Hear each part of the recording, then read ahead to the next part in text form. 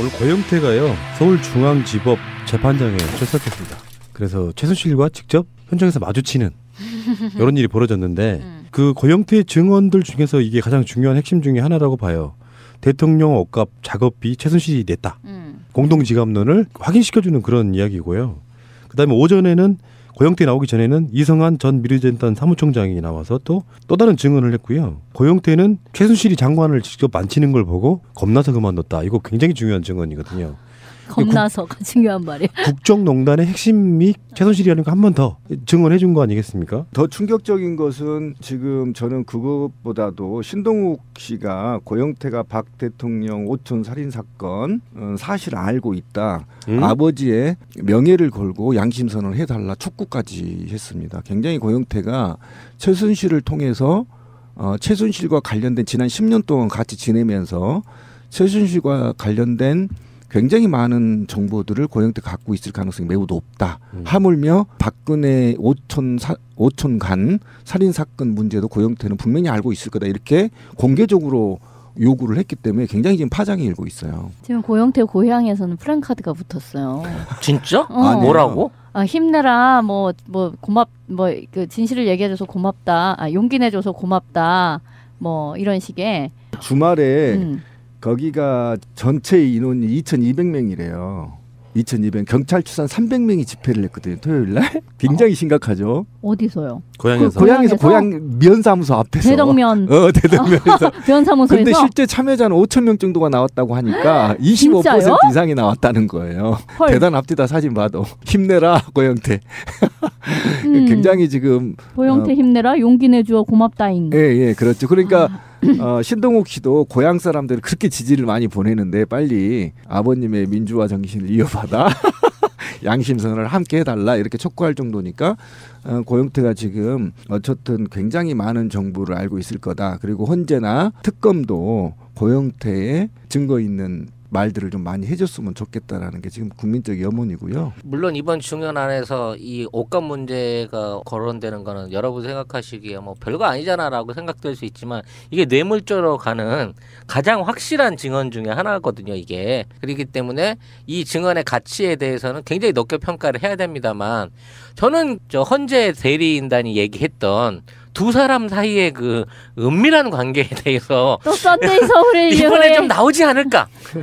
그쪽으로 좀 여론을 확 몰아가기 위해서 그런 원색적인 질문과 답변들이 좀 있지 않을까 싶은 이거는 기대를 구분이 했거든. 좀 되는 상황인데요. 고영태는 헌재에 출석을 안 합니다. 헌재에서는 그런 식으로 물어볼 가능성이 없고 이미 그런 얘기가 나왔잖아요. 그래서 고영태는 헌재는 안 갑니다. 안 가도 법적인 책임이 없어요. 그런데 지금 고영태 같은 경우는 지금 형사재판인 서울중앙지법에는 나타나는데 이유가 뭐냐면은 간단히 말해서 자기가 그쪽이 몰아가는 분위기로 봤을 때 공범으로 몰릴 가능성도 없지 않아 있기 때문에 적극적으로 자기를 방어해야 되는 형사재판에 나옵니다. 뭐 그런 차이가 있다고 보시면 되고요. 그리고 형사재판에서 무슨 관계냐이냐가 그건 중요하지 않잖아요. 그러니까 그냥 가십으로 한번 기대를 해봤는데 질문이 없더라고. 뭘 그걸 기대해? 왜 물어? 아니 형사재판에서 고영태한테 최순실은 언제 어떻게 알고 됐고 무슨 사이냐. 청문회도 그걸 아니고. 왜 얘기하냐고요. 아니 청문회에서는 그 이원영인가 그랬잖아요. 지금도 좋아하느냐 뭐 이런 식의 질문을 했었어. 미친 거 아니야? 하여튼 근데 지금 아까 잠깐 얘기가 나왔지만 그 옷값 대납 문제는 그냥 냈다. 만약에 그렇게 되면 뇌물. 그게 아니라 그 주머니 돈이 쌈짓돈이다. 그러면 오호라 공동지갑론. 아다리인 거야. 이거 이러지도 못하고 저러지도 못하는 그런 거여가지고 이게 굉장히 중요한 이야기가 되는 건데 지금 고영태는 제일 처음부터 그 얘기를 했던 거잖아요. 그리고 그 몰래카메라를 통해 가지고 돈을 척하니 내는 것도 보여주었었고.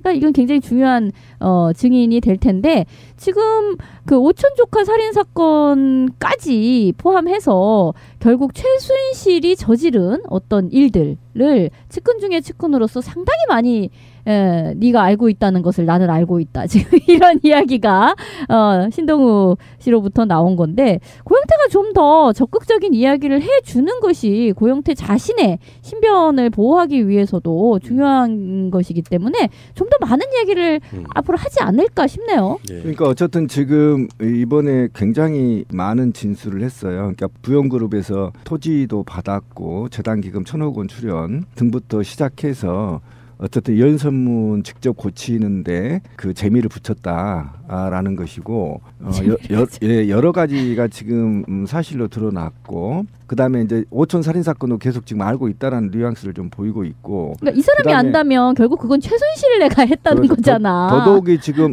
특검이 굉장히 예의주시하고 있는 것은 고영태가 WK의 이사잖아요. 이 이사 중에 설립 자금을 어떻게 형성하고 어떻게 운영했느냐가 굉장히 중요해요. 이 과정에서 박근혜와 최순실이 공동통장, 공동지갑론이 이제 밝혀지는 것이고 어떻게 강제로 기금들을 모집하고 썼느냐 이제 이런 것이 종합적으로 밝혀질 가능성이 굉장히 있습니다. 왜 그러냐면 이게 재단은요 함부로 돈을 쓸 수가 없어요. 이 재단의 돈은요 반드시 내규가 정한 룰에 의해서 규칙에 의해서 쓰고 회계보고하고 회계감사 받고 해야 되는데 이런 전반에 걸친 사항들을 이사인 고영태가 굉장히 속속 알 가능성이 매우 높다. 그런 측면에서 굉장히 지금 특검이 많은 것을 좀 얻어내고 있다 이렇게 보시면 됩니다. 구형그룹은 그 이후에 부도가 나지 않았어요? 예, 그랬던 것 같아요. 그동안 고영태 씨를 밀착 취재해온 시사인의 주진우 기자 연결해 봅니다. 주진우 기자 안녕하세요. 안녕하십니까. 그 잠적설 돌았을 동안 고영태 씨 어디서 뭐 했어요? 조용히 지내고 있었습니다. 역삼동에 있다가요. 예. 경기도 한 작은 도시에 집에서 그냥 계속 누워 있고 안 나가고 앉아 있고 그랬습니다. 예. 그 탄핵 심판 법정에는 왜 안 나왔었던 거죠? 사실 그 박근혜 대통령 변호사들 그리고 최순실 씨 그다음에 차은택 씨가 자꾸 고영태 씨의 사생활 예. 그다음에 그 뭐 마약 전과라든지 그런 얘기를 하면서 예. 진흙탕 싸움으로 몰고 간다 이렇게 생각했어요. 근데 이게 대통령 탄핵과 대통령의 그 지금껏 그 해왔던 잘못들과 그게 그 본질적으로 벗어난 문제인데 본질에 벗어나서 자꾸 흥미 위주 그다음에 가십으로 몰고 가서 그 본질을 흐리려고 한다는 생각이 좀 컸어요. 그래서 본인이 받는 고통도 있지만 이게 본질이 아니구나. 그래서 그런 싸움에는 응해주지 않겠다 이런 생각이 좀 있었습니다. 그런 생각이 있었습니다. 본인이 직접 등장하면 그런 까십거리만 더 양산되는 거 이걸 우려했다? 네네네.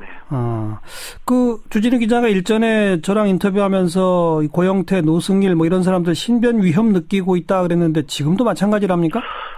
그때는 많이 따라다니고 미행도 하고 누가 쳐다보는 것 같아서 우려하고 걱정했었는데 지금은 그런 상태는 아니고요. 그래서 고영태가 안 나오고 가만히 있었지 않습니까?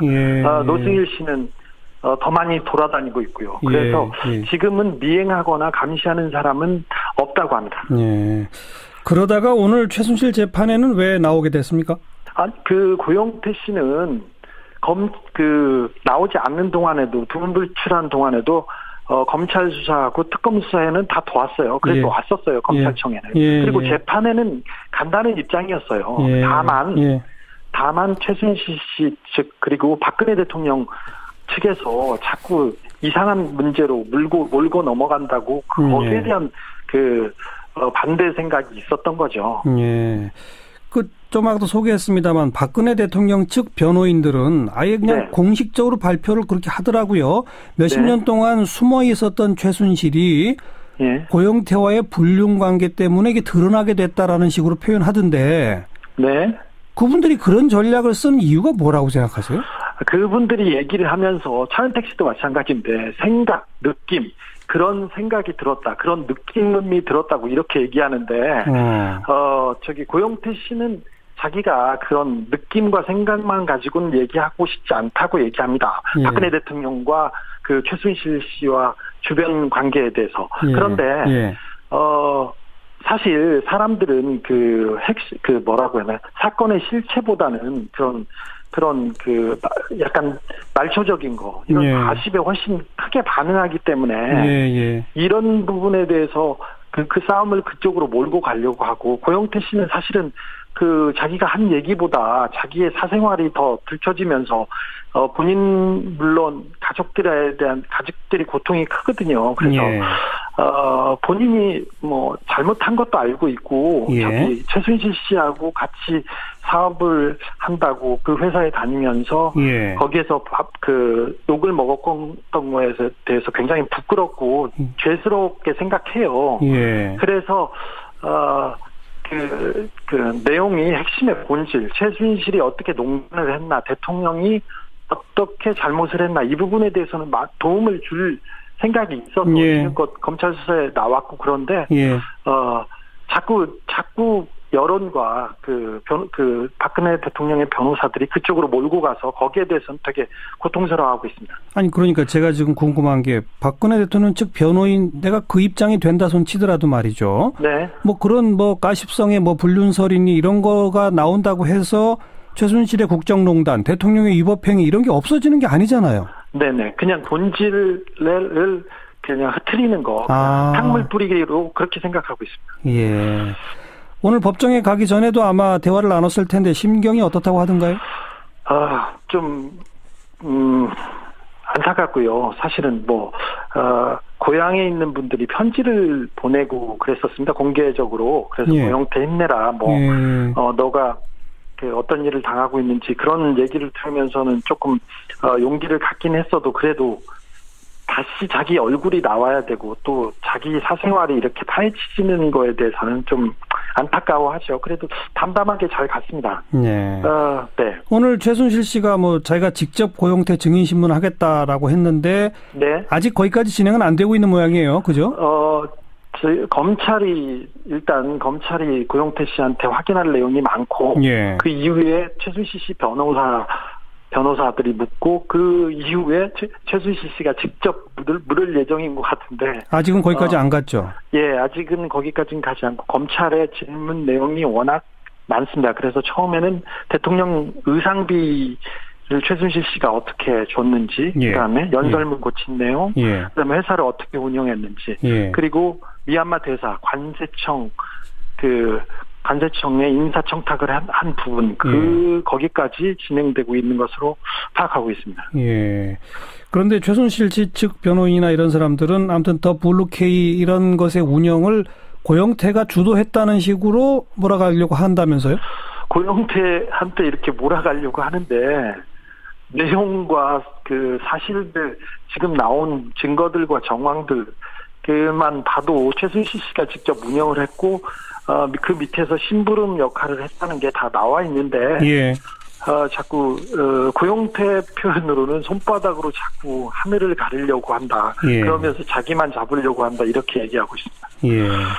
그리고 또 주목되는 진술로 고영태 씨가 이게 뭔가 좀 두려움이 들어서 자기가 그 의상실 같은 것도 접었다. 이런 표현을 하지 않았습니까? 네. 그 두려움이라는 게 설마 했는데 정말 장관도 임명되고 막 이런 거라고 하는데 그런 건 무슨 뜻이에요?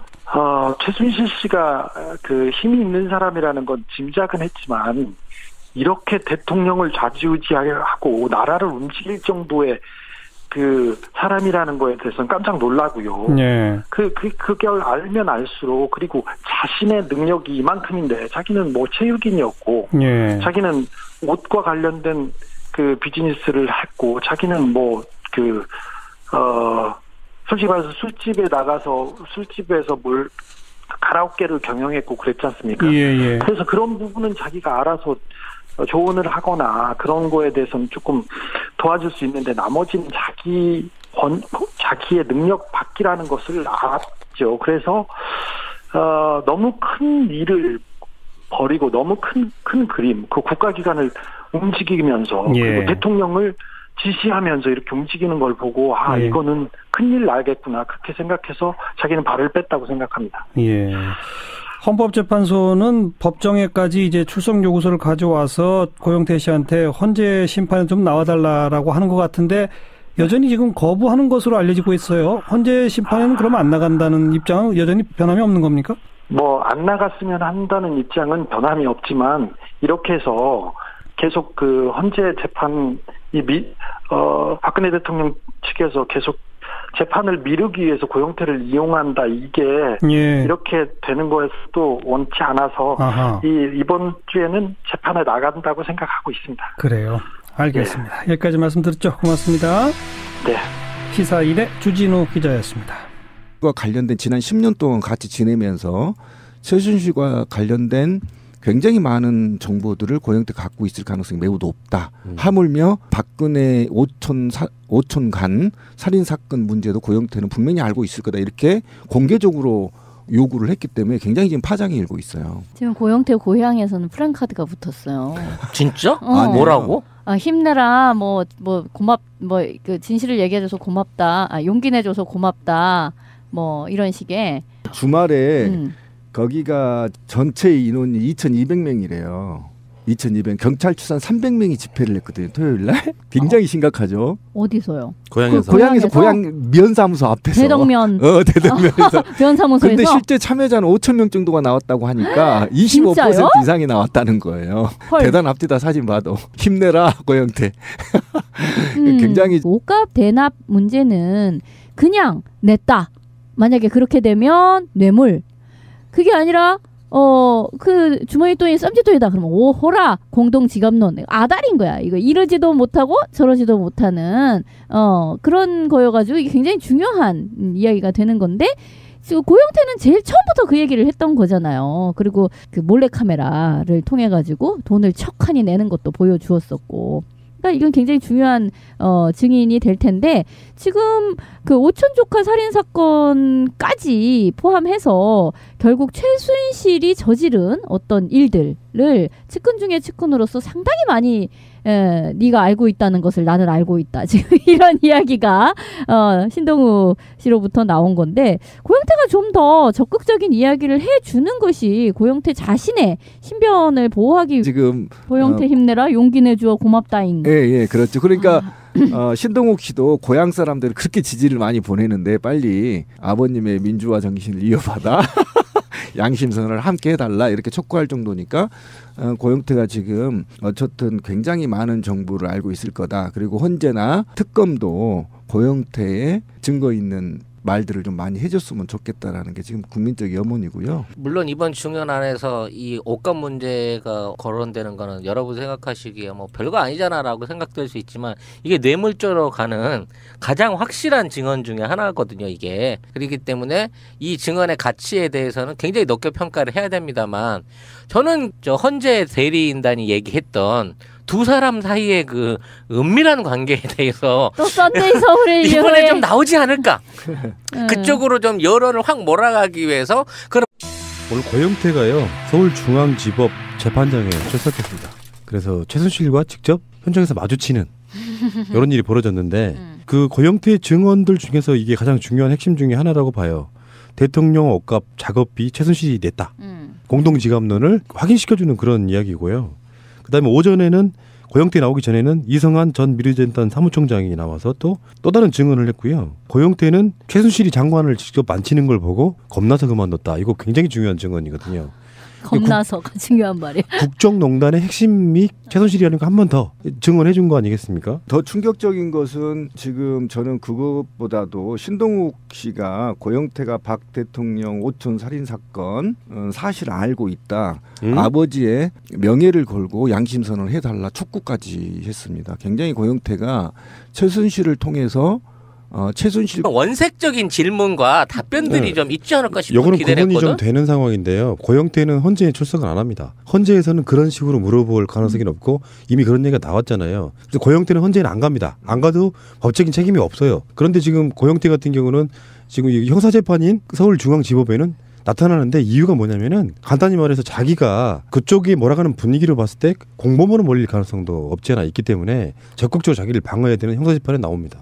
그런 차이가 있다고 보시면 되고요. 그리고 형사재판에서 무슨 관계냐이냐가 그건 중요하지 않잖아요.